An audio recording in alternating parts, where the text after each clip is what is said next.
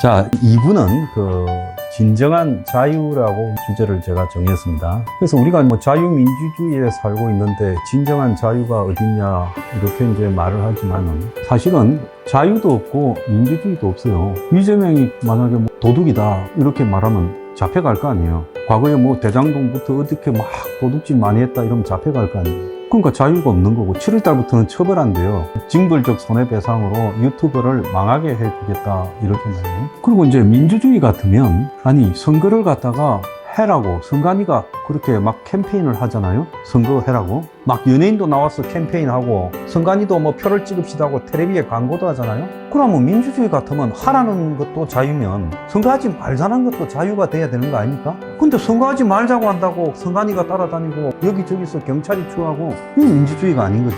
하라고 할 자유는 있는데 하지 말자고 할 자유는 왜 없느냐. 그래서 어떻게 보면 말도 안 되는 일이 지금 우리 사는데 벌어지고 있다는 걸 제가 좀 말씀을 드리고 싶은데 이런 부분들을 말을 못하게 만드는 거죠. 솔직히 말하면 이란 사태 이런 부분에서 미국의 상황을 쭉 보는 부분에 어떻게 보면 빠삭하게 꿰고 있다라고 저는 자부를 합니다. 왜냐하면 미국 꼭 살아야 영어로 유창하게 말을 해야 저는 띄엄띄엄하게 말하는 정도지만 그걸 잘하는 게 아니에요. 그런데 이런 부분에서 보면 이 나라에서 너무 엉터리들이 경제나 또 이 나라 정치나 또 국제적인 움직임이나 이런 데 대해서 말을 하고 있어요. 제가 TV를 보면 24시간 막 YTN하고 연합뉴스는 맨날 온갖 뻔한 놈들이 나와가지고 이 이란전에 대해서 주절해요. 내가 볼 때는 하나만한 소리거나 거짓말이에요. 그래서 참 저런 이야기들을 이 나라에 한 5명 되는 사람들이 나와가지고 지도 모르는 소리를 떠들고 빠졌다 이렇게 느낄 때나 오늘 제가 아침에 방송을 했죠. 서울대 안동영 교수 경제학과 저하고 대우증권에서 같이 이사를 해서 한 2년 정도를 한 달에 한 번 이상씩 만났던 사람입니다. 잘 아는 사이라고 봐야 되겠죠. 그 양반이 뭐라고 합니까? 아니, 평균 주식 보유 기간이 9일인데 평균 주식 보유 기간 동안에 9일 가지고 주식을 팔았다 샀다 하면서 그것이 투자라고 볼 수 있냐? 투기라고 했잖아요. 그럼 그렇게 잘하는 사람이 내가 고생할 때 온 숙골들이 주식 투기하는 놈이 날 욕할 때 나와가 그래 말 좀 하지. 이제서 한참 뒤에 그 말을 해요. 그래서 이런 부분에서 보면 이 사회가 기득권에 있는 사람이 참고 참아서 이제 누구나 이거 문제다라고 할 때 노는 거예요. 왜? 기득권에 있는 사람이 자기가 편하게 자기의 생각을 말을 할 권위자라고 하는 사람이 이런 자유가 없다라고 저는 봐야 되는 겁니다. 그래서 이 세상이 어떻게 보면 자유로운 게 하나도 없다. 저는 그렇게 보고 있어요. 그런데 우리가 진정한 자유라는 부분이 구속에 벗어나서 뭘 얽매이지 않고 그 자기 마음대로 세상의 필연성, 즉 세상이 이렇게 되어 간다라는 부분을 갖다가 예측하고 말을 하거나 행동하는 것이 자유라는 부분에 대한 정의예요. 그러면 그 자유의 영역에 있어서 허위사실, 노골적이고 아주 치명적으로 특정인에게 피해를 입히는 문제가 아니라면 자유라는 영역이 굉장히 폭넓게 적용돼야 되는데 이 자유라는 영역이 굉장히 좁게 이렇게 적용이 되고 있다는 겁니다. 그래서 대한민국은 자유민주주의 공화국이다라는 헌법에 나와 있는 말도 거짓말이라고 저는 보고 있어요. 그래서 자유라는 것은 모든 억압, 속박, 굴레 그게 자유의 반대쪽에 있는 이야기잖아요. 거기서 벗어나는 일종의 해방을 이야기한다고 봐요. 해방. 해방이라는 건 영어로 자유로워진다라는 뜻 아니겠습니까? 노예 해방. 그래서 이 자유라는 말이 굉장히 좀 무게감이 있게 쓰여져야 되는데 정치적 수사로 전락해버렸다는 거예요. 자유민주주의, 자유대안, 그리고 자유시장 경제. 제가 제일 혐오하는 말이 숙골들이 말하는 자유시장 경제입니다. 그래서 숙골들은 자유를 굉장히 잘 갖다 붙이더만요. 요즘 보면 숙골들이 이렇게 자유라는 말을 여기저기 굉장히 많이 붙이잖아요. 자유시장 체제, 자유민주사회. 그래서 자유라는 말을 하는데 솔직히 생각을 해봅시다. 여러분, 자유시장 경제가 있습니까? 자유시장 경제라는 것은 경제학 원론에 나와 있는 걸 보면 똑같은 정보 수준을 가져야 돼요. 그래서 똑같이 알고 공정하게 똑같이 경쟁해야 돼요. 우리가 지금 시장에서 경쟁일을 할 때 실제 그렇습니까? 지금 전 국민이 하는 오락, 전 국민 도박, 코스피 여기에 똑같은 정보를 압니까? 똑같은 조건으로 경쟁합니까? 그 미천 많은 놈이 훨씬 유리한 경쟁장이잖아요. 정보가 많거나. 그래서 자본주의의 꽃이 주식이라고 이야기하는데 자본주의의 꽃이 주식이면 주식이야말로 자유시장 경제, 자유에 가장 걸맞는 형태로 투자가 돼야 되는데 이거는 머니무버를 이재명이가 했는데 나중에 이제 이 말을 내가 100% 되돌려 줄 거예요. 부동산이 이거는 소수만 하는 부자들만 사고 판다. 왜 사람들이 이재명한테 호겠는지 이게 핵심입니다. 돈이 있는 사람만 부동산을 사고 팔 수 있잖아요. 저도 평생에 부동산을 딱 3번 사고 팔았어요. 근데 한 번은 정치 때문에 했고, 한 번은 이제 첫 집 마련했고, 그 다음에 오랫동안 일부러 집이 없이 살다가 몇 년 전에 집주인이 하도 이 난리를 쳐서 월세를 맨날 막 올리고 막 계약기간 안에 올리고 하길래 화가 나서 샀어요. 살 형편은 됐지만은 집이라는 데 대해서 집착하는 모습을 안 보이려고 안 샀어요. 그래서 집 산 것도 전부 적자 났습니다. IMF 직전에 사서 IMF 직후에 팔고 해가지고 손해봤죠. 그래서 부동산으로 단 1원도 벌은 바가 없어요. 주식도 투기하는 행위에 내가 정권에서 이사 같으면 듣는 게 얼마나 많았겠어요. 한국에서 제일 큰 지금 미래에셋이 대우정권 아닙니까?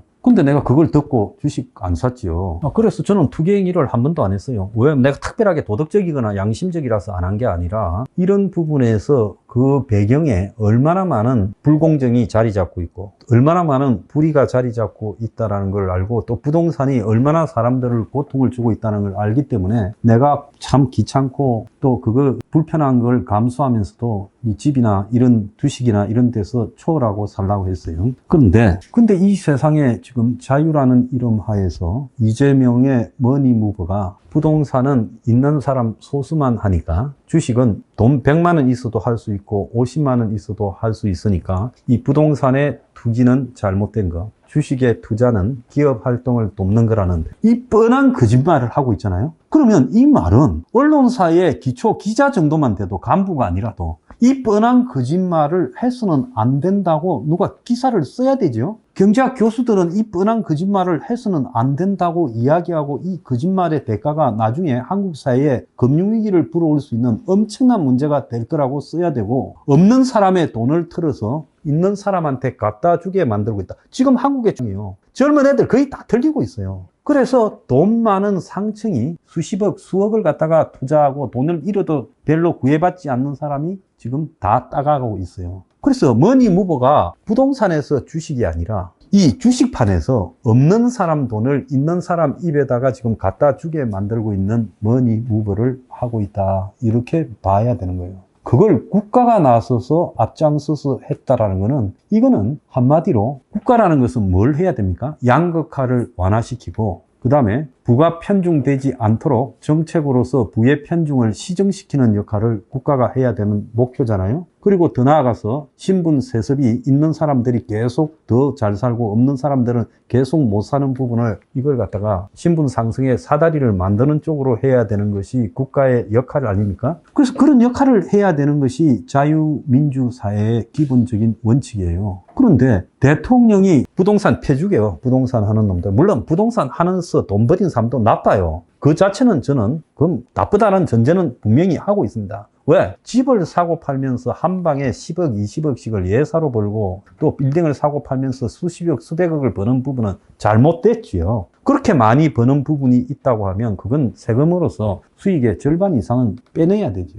미국 같은 데나 다른 나라에 개인이 부동산을 투자 못하는 것은 세금 때문에 그렇습니다. 이 나라는 세금 체제가 굉장히 약한 것은 사실이죠. 그렇지만은 그걸 패는 이유가 부동산 투기에 대한 정의감이 아니라 주식판으로 돈을 옮겨가지고 그 주식판에서 누구나 다 주식을 해서 딸 수 있을 거라는 환상을 심어주면서 그래서 주식판이 올라가니까 이재명이 잘한다, 일 열심히 한다, 부지런하다. 그래서 오늘도 보면 정청래가 코스피 8천 가자 정의를 이루고 나니까 주식도 오른다라는 개소리를 하고 있어요. 지금 내가 다 적어놓고 있어요. 나중에 그대로 돌려주려고 저는 지금 하고 있습니다.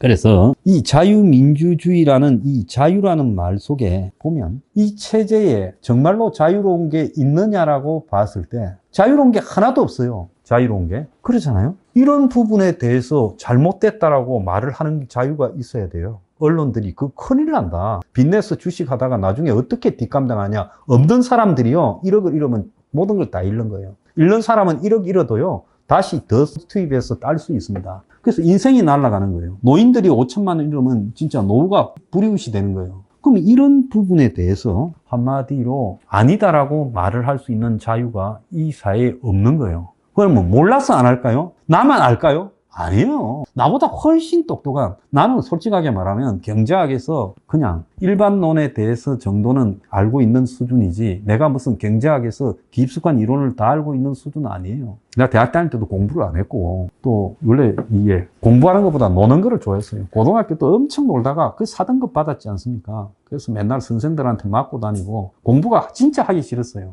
그래서 대학교 가니까 데모를 해서 데모를 열심히 했습니다. 공부를 하기 싫어가. 안 웃으시나? 진짜요. 제가 고등학교 2학년 때 좀 학교에 좀 노는 애들, 어젠가 보니까 바람이라고, 그 뭡니까, 정훈가 하는 애 있죠. 사투리 잘 쓰는 배우.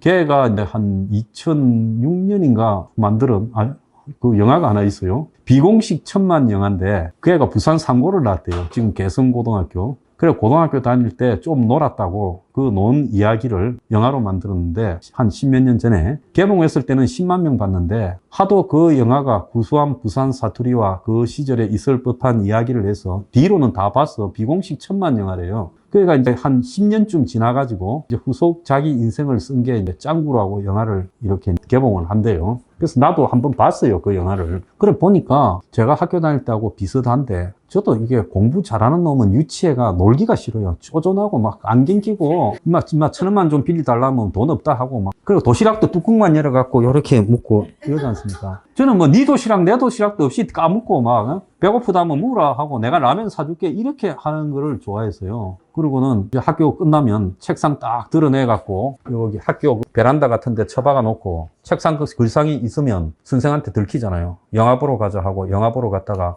야, 한잔 하자 이래가지고, 당시 이제 문현시장에 가면 이제 막걸리하고 이제 파전을 팔았어요. 할머니들이 학생이라고 안 파는 거야. 역수로 좋아해. 왔나 학생? 배고프제. 아줌마 저 소주.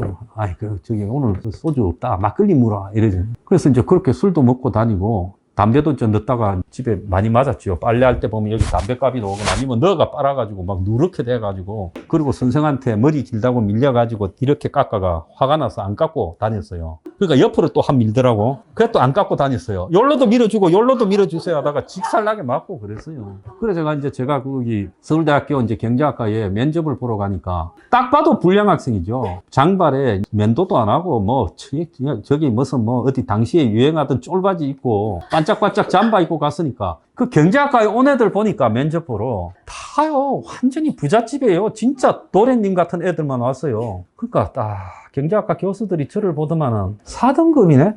자네? 어떻게 4등급이 서울대 경제학과를 올라 그래? 그러더만은 자네 머리나 이게 이러더만은 막 귀찮다는 듯이 말을 안 해요. 그래도 저는 교수가 그런 걸 가지고 나한테 갈굴 거라고는 생각 안 하고 붙을 거라고 생각했는데 떨어졌어요. 뭐 동점 근처에 많이 갔는데 제가 4등급이니까 9점 몇 점을 깠죠. 3점인가 깠으니까. 그래도 뭐 한 9점 까도 될 거다 생각했는데 뚝 떨어졌더라고요. 그럼 뭐 떨어졌다니까 별도리 없이 이제 농경제학과 갔죠. 우리 아버지가 이제 경제학과를 나오셨어요. 그래서 농경제학과 이지망 쓰라길래 안 쓴다 하다가, 그럼 영문과나 쓰려다가 써도 됐을 건데 내가 거기 갈 일 없다 생각하고 간 거예요. 그래가지고 첫날 이제 원선으로 새벽같이 올라와가, 보통 보면 좀 재면서 몇 대 몇인가 이래 봐야 돼요. 그때 서울법대가 미달이 됐어요. 그런데 빨리 내고 우리 종로에 가서 한번 나이트도 가고 술도 먹고 막 놀자 이래가 첫날요 9시 땡 하는데 새벽에 가 기다리다가 집어넣고 가서 한 3일 놀다 왔죠. 좋은 것처럼. 그래가지고 나중에 집에 또 직살나게 혼도 나고. 그래서 제가 원래 불량 학생이 있습니다. 저는 이게 규칙을 지킨다, 뭐 교복을 착실하게 하다면 일부러 교복도 단추도 몇 개 피고 모자는 뒤에 쑤셔놓고 가방을 이래 들고 다니고, 그래가지고 선생이 우리 부모님을 불러가지고 제가 공부도 좀 하고 그런데 와 저래 분들하고 어울리냐 이렇게 했어요. 그래가지고 제가 이제 이야기가 좀 새는데 나왔으니까 마무리는 칩시다. 고등학교 때 제가 이제 총무를 했어요. 좀 불량하니까 반장, 부반장은 안 시키고 이제 총무를 했어요. 총무를 하는데 부르더만 어느 날 교무실에 스승의 날인데 돈을 좀 그다라고 지시를 하더라. 그래 내가 씨발 선생님이 도둑놈이네? 뭔 스승의 날 돈을 그다? 그래가지고 내가 다 모았지요. 이제 애들을 반에 뭐 좀 이렇게 힘 좀 쓴다거나 좀 떠드는 애들을, 야 우리 내일 학교에 교실에 들어가지 말고 운동장에서 다 모여가 시위를 좀 하자. 학교 유리창도 몇 개 깨자. 이래 했는데 다음날 아침에 가니까 아무도 없고 딱 교련 체육 선생이 딱 요렇게 끄고 교무실에 딱 끌려갔어요. 그래 그때가 80년도 전두환 그리고 5.18 직후잖아요. 삼천교육대 갈 뻔했어요. 그래갖고 막 그 검찰청에 넘긴다 하고 직설나게 맞고. 그러니까 나중에 보니까 경찰대학 간 놈인데 이놈이 불었어요. 짜바리가. 그래서 옛날에 제가 좀 힘이 있을 때 경찰청의 고위 간부를 만나러 가가 그 놈이 저기 경위로 이제 경찰대학 나가고 부산에 있어 있길래 저놈 저거 절대 승진 좀 시켜주지 마라. 내 뒤끝이 있는 사람 아니에요. 그러니까 이리 보더만 안 그래도 글마 여자 관계 복잡해갖고 틀린 놈이다. 저 놈은 절대 갱의로 좀 벗기라고 내가 그랬어. 왜? 그걸 찌르는 놈이 어디 있어요? 그리고 나중에 경찰을 해요. 그 찌르는 놈이. 그래서 좌우간 저는 그 굉장히 체제 저항적인 사람이에요. 어디를 갖다 놔도 삐딱했어요. 군대에 갔어도 삐딱했어요. 군대 가서요 군수과에 있었는데 속옷을 빨고 갈아입기 싫어가지고 군수과에 있는 걸 매일 갈아입고 속옷을 넣어놨어요. 입은 거는 군수과 창고에. 어느 날 검열이 왔는데 다 뒤지니까 빤스하고 런닝이 막 수도 없이 나온 거예요. 그 잡혀가가 어찌 됐겠습니까? 말년에 보초 안 쓰고 내무반에서 이렇게 들어누가 있을 때 그래서 어디 가도 사고를 치고 어디 가도 적응이 잘 안 되고 그런 사람이에요. 그런데 이런 게 어떻게 보면 제가 이제 이 결론을 유도하려고 이 말을 한 겁니다. 어떻게 보면 굉장히 문제아에 가까운데 제가 만약에 모범생이었으면 지금 이래 살겠습니까? 제 학교 다닐 때 모범생 한 놈들요 다요. 뭐 기업에 가가지고 정년퇴직하거나 뭐 검사하다가 중간에 나와가 변호사하거나 판사하다가 나왔거나 그렇게 하죠. 안 그러면 정치판에 와가지고 요래가지고 아직도 뭐 정치판 언저리에서 있는 놈들도 있고. 근데 저는 어쨌든 제 나이 또래가 사는 방식으로 안 살았잖아요. 그게 뭔가 내 몸속에 있는 뺐다감. 그거는 뭐 고등학교 때 저는 이게 억누르는 체제라고 느꼈어요. 그때 얼마나 그렇습니까? 교련 선생이 있고 막 체육 선생이 있고 맨날 들고 패고 그런 시대였잖아요. 그냥 빽딱하게 저항을 한 거죠, 시대에. 그리고 또 군대 갔어도 또 그때 88년도에 군대 갔는데 얼마나 그때 험악한 군대 시절이었습니까? 거기 또 저항을 했어요. 그래서 항상 가는 데마다 저항하고 대학교도 또 선생 쫓아내자고 저항해서 몇 년을 싸워서 쫓아냈어요. 가는 데마다 이제 이렇게 사니까 인생이 고달프고 힘들지만은 그게 내 스스로는 이게 자유를 추구하는 방식이다라고 생각을 했고, 그러니까 박근혜 도와주고 박근혜하고 싸우고 윤석열이 도와주고 윤석열이하고 싸우고 이렇게 가고 있지 않습니까? 어떻게 보면 그게 이제 팔자인데 저는 이것을 갖다가 진정한 자유를 추구하는 제 정신 때문에 그렇다 그렇게 보고 있습니다.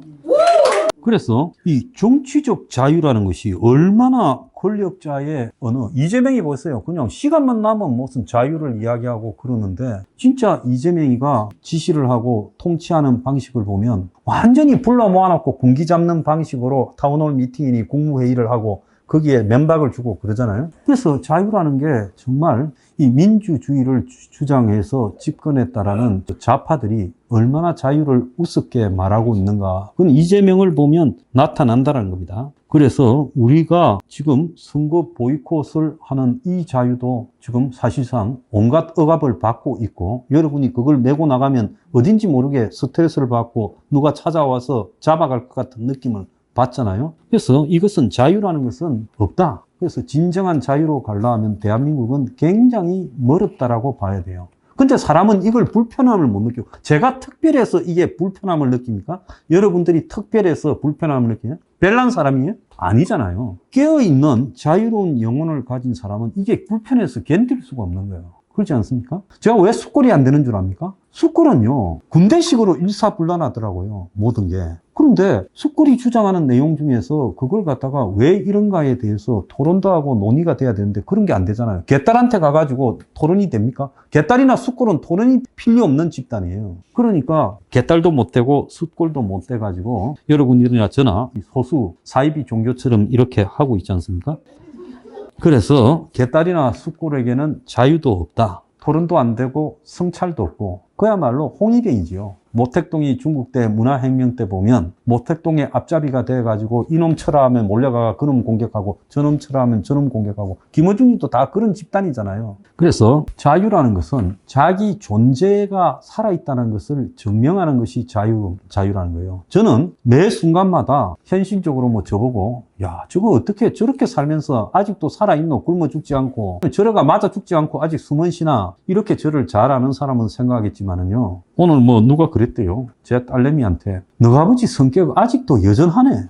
난 그 사람 내 잘 아는 사람인 줄 알았어. 말 모르는 사람이에요. 그러니까 저를 보는 사람은 저게 한 성깔이 있다 이러는데 사실 제가 여기 회원님들 중에 여러 분 봤지만 별로 성깔은 없잖아요. 그래서 아무 때나 성깔 뿌리면 그거는 성질 더러운 나쁜 놈이지만 저는 성질은 좀 나빠도 부려야 될 때만 부린다 이렇게 생각합니다. 그게 자유라고 생각하기 때문에 그런 거예요. 자, 그래서 우리가 자유라는 말을 거창한 존재로 이렇게 받아들이거나 대단한 무슨 민주적 가치로 받아들이는 게 아니라 여러분들 스스로가 일상에서 여러분들한테 주어지는 강요, 압박, 당연히 그러하다라고 주장하는 부분에 대해서 아니라고 생각하고 아니라고 행동할 수 있는 것이 그게 자유라고 저는 그렇게 보고 있습니다. 근데 대부분의 사람은 그렇게 하지 못하고요. 평생 이게 집에 보면 이게 뭡니까? 옛날에 보면 소가 있었어요. 시골 동네마다. 그래서 집에 새죽 끓여서 먹이고 이제 이러는데 소 중에 성격이 더러운 놈이 있어요. 그러면 송아지 때부터 성격이 더러웠어요. 그래서 그 놈은 항상 고삐에 들고 받고 날뛰면 소 잡는다고 동네 사람 다 쫓아다니고 있어요. 우리 집에 강아지가 이제 길거리에서 주워왔는데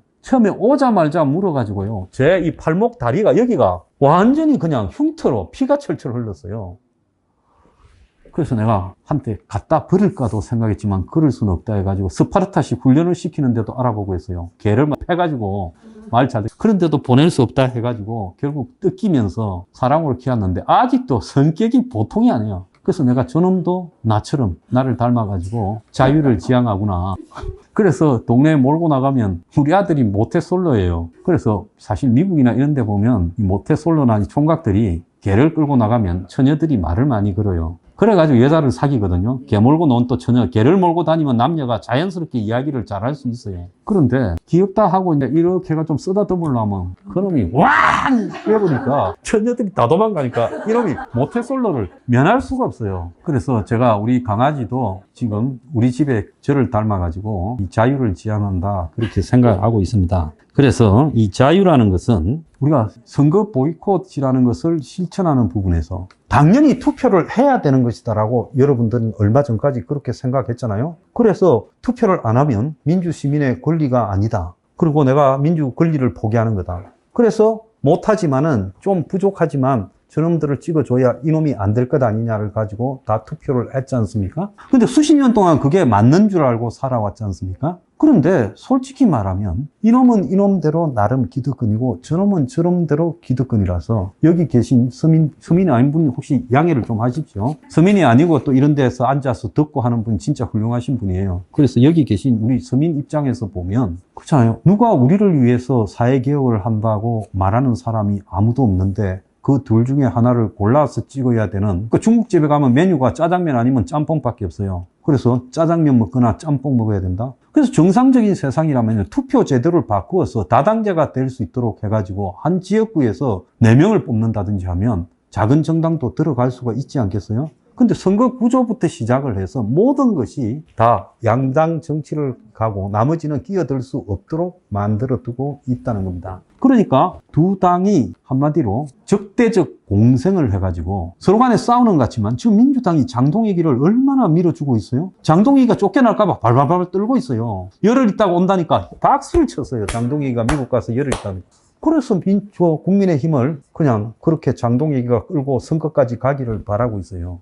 이 수준이 유지되는 정치를 보고 이걸 둘 중에 누굴 하나를 찍어야 된다. 이걸 거부하고 우리가 이 선거를 제끼자고 이야기하는 거. 근데 대한민국에서 그러는 사람이 우리밖에 없다는 것도 어떻게 보면 굉장히 신기하지 않습니까? 어떻게 우리밖에 없을 수 있어요? 온 사방에서 우후죽순으로 자유로운 영혼을 가지고 있다면 저거 선거할 필요가 없다. 찍어줘봤자 천년이 가도 안 변한다. 그러니까 차라리 완전히 그냥 한 놈이 독재로 가고 한 놈이 완전히 망해버려서 독재를 가다가 독재의 끝이 와서 거기서 다시 출발해야 된다. 이런 생각을 하고 가야 되는데 그러지 못하다는 겁니다. 그래서 저는 우리가 이번에 선거 보이콧을 실천하는 것이 진정한 자유라고 저는 그렇게 보고 있어요. 나한테 주어진 권리가 별로 있어요. 의무는 냅다만 지어 군대 가랴 세금 내랴 뭐 온갖 의무를 주장하면서 권리라는 거는 고작 투표 하나 하는 것밖에 더 있어요? 나머지 내가 돈 벌어가 내가 먹고 살아야 되지 국가가 먹여 살려줍니까? 그래서 우리한테 권리라는 거는 투표하는 권리 하나밖에 없어요.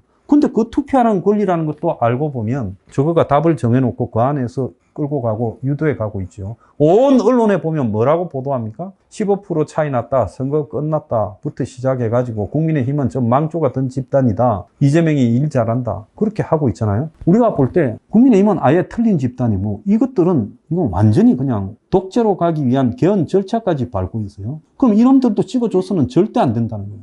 그러면 개헌을 투표를 갖다가 저렇게 조용히 개헌이라는 것은 뭡니까? 나라의 변화 중에 제일 큰 게 개헌이잖아요. 헌법만큼 중요한 게 어디 있어요? 헌법 개헌을 5월 4일날 투표하는 거 여러분 제가 말해서 알았지요. 국회 투표하는 거. 5월 4일날 국회 투표한다는데 국민의힘에서 단 한 명도 말한 게 없어요. 개헌 찬성하는 놈만 벌써 공식적으로 선언 나왔어요. 그래서 이렇게 조용히 가는 것은 뭐 때문이냐? 의도적으로 조용히 가는 거예요. 언론이 보도를 안 하는 것도 의도적인 거예요. 개헌을 한다면 개헌을 한다라는 부분을 놓고 찬반이 벌어지고 개헌의 내용이 뭔지 벌어지고 그걸 갖다가 지금 할 만큼 중요한 건가? 슬쩍 지방선거에 끼워가지고 개헌할 만큼 중요한 건가? 이런 논란이 벌어져야 될 거 아닙니까? 어느 누구도 말 없이 슬그머니 개헌 투표가 국회에서 돼서 국회 통과되면 국민 투표로 가가지고 국민 투표 가면 어떻게 하겠어요? 광주 사태의 헌법 정신에 반영한다? 사람들은 100% 찬성할 거고 이 보수라는 사람 중에서도 정신 나간 자들 좀 합리적이라는 놈들 다 찍어줄 거 아니에요? 개헌 투표 70 될 거예요. 그 다음에 이제 진짜 개헌이 이번에 지방선거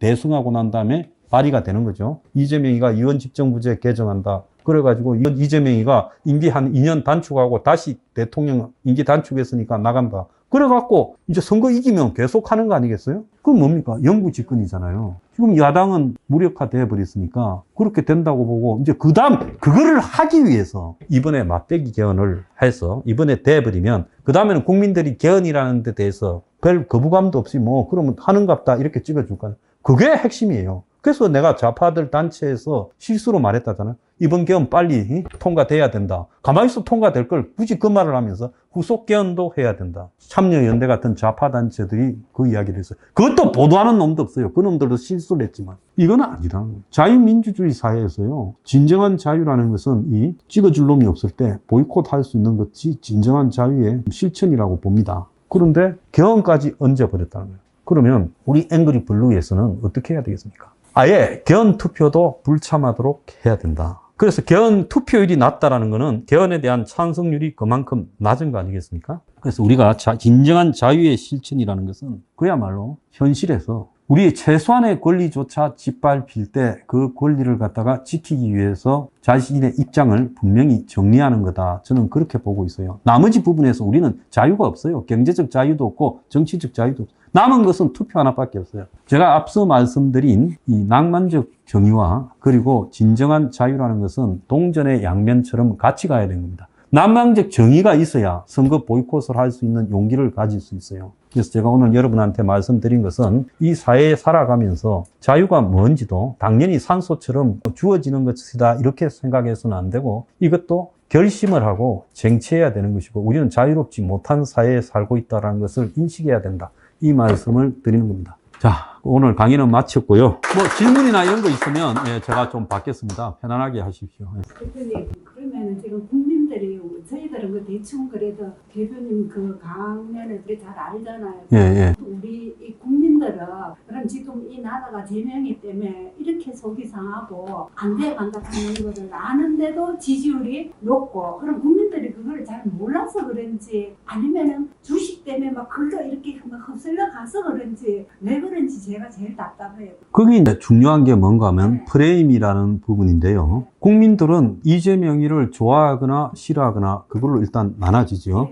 그런데 거기서 이제 중요한 부분은 그러지 않은 한 30%가 있다고 봅니다. 그러니까 국민의힘을 지지하는 사람이 기본 30, 그 다음에 민주당, 저것이 빨갱이든 뭐 좌파든 관계없이 무조건 지지하는 사람이 30, 10 정도가 이쪽에 가거나 이쪽에 가요. 거기에서 이제 10 정도는 아예 그냥 왔다 갔다 하는 거고 나머지 30은 생각이 없어요. 그래서 그 사람들은 대체적으로 보면 제가 아까 그 자유를 말한 부분에서 남을 따라갑니다. 뭐가 대세인가를 보고 대세에 따라가요. 그러니까 지금 30% 정도의 이 중간쯤 되는 사람들이 이재명이한테 붙은 비율이 한 80% 이상 붙었다고 봐요. 그러니까 어제 보면 한길 리서치라고 거기에 사장이 좀 양심적인 사람인데 59.9가 나왔어요. 이재명이가 다른 때보다는 좀 낮게 나왔죠. 저는 이재명이 실제 지지율이 내 생각으로는 한 5에서 60 사이는 된다고 봅니다. 솔직히요.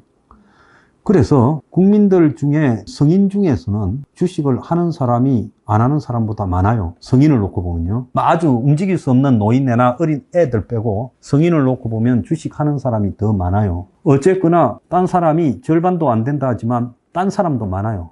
못딴 사람도 좀 있으면 딸 거라고 기대를 해요. 그러니까 돈 문제 하나에 자신의 정치적인 모든 영혼을 팔아버리고 있는 거죠. 그래서 이재명이 실제 지지율이 50% 후반까지 나오는 이유의 핵심은요, 주식입니다. 여론조사에 있는 사람들이 왜 지지율이 올라갔는가 다 나름 분석은 해요. 그게 전부 주식으로 나오고 있대요, 실제로.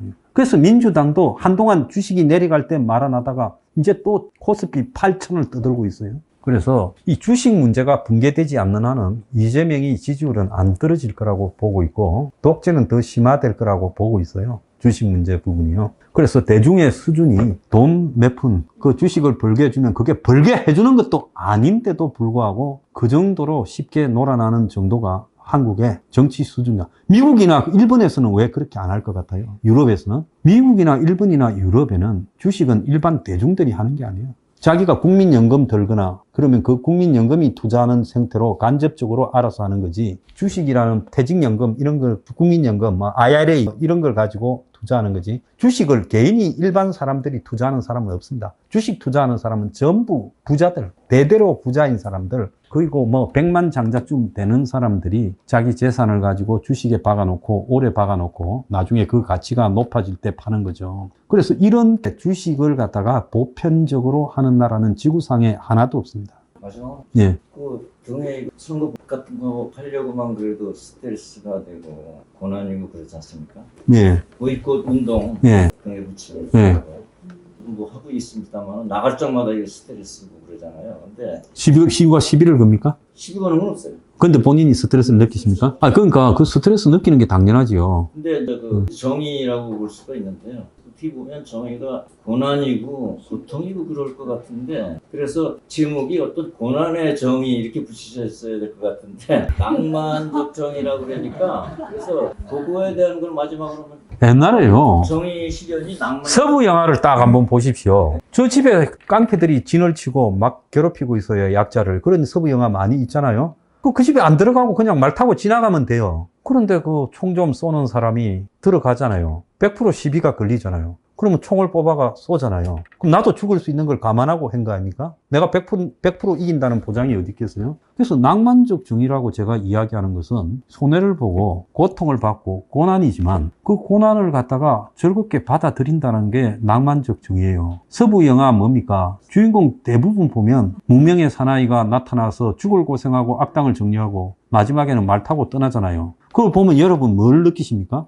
낭만가요. 나한테는 정의가 없는데 그래도 저기서 누가 내 대신에 정의를 실현해 준다고 그게 낭만적 정의감을 느끼잖아요. 그래서 서부 영화를 보거나 너와르 영화를 보는 거 아닙니까? 주인발이가 총을 쏴가지고 지도 악당이지만 다른 악당을 죽이면 속이 시원하잖아요. 그래서 문제는 뭔가 하면 자기가 그런 걸 느낄 때마다 자기 스스로를 뭐라고 합니까? 존중하고 내가 좀 멋있는 놈이다라고 생각을 하고 나는 내가 항상 그렇게 생각해요. 내가 좀 그런 용기 있는 행동을 했다면 내가 돌아서서 나는 좀 멋있어. 사람들이 멋있게 봤을 거야. 그런 생각을 해요. 그래서 그게 낭만적. 누가 몰라줘도 상관없다는 거예요. 나는 내가 멋있는 행동을 했다. 그렇게 생각합니다. 자기 자꾸 체면을 해야 돼요. 고난의 정의 이래도 만들고 네. 자, 오늘 마치겠습니다. 자, 꼭 반갑습니다. 그럼 어디 콩나물국이나 먹어야 좀 먹고 가요.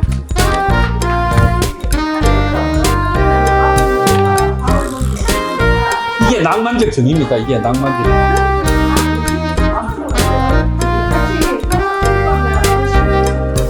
안 갈 싶은 손 들어야지.